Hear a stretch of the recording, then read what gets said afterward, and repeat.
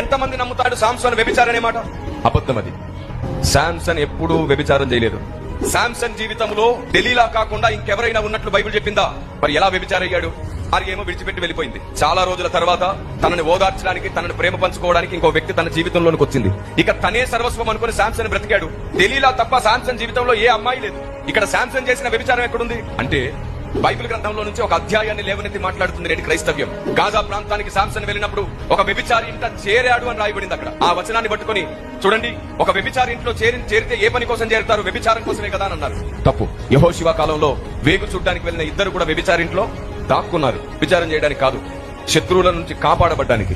అలాగే శాంసన్ కూడా ఆ గాజా ప్రాంతంలో ఉన్నటువంటి శత్రువుల చేతుల్లో నుంచి తప్పించుకోవడానికి ఒక వ్యభిచారి ఇంట దాక్కున్నాడే గానీ వ్యభిచారం చేయలేదు. ఎందుకో తెలుసా? బైబిల్ చెప్తుంది శాంసన్ న్యాయాధిపతి, న్యాయం ఎరిగిన వాడు, ధర్మం ఎరిగిన వాడు, దేవుని యందు భయము భక్తి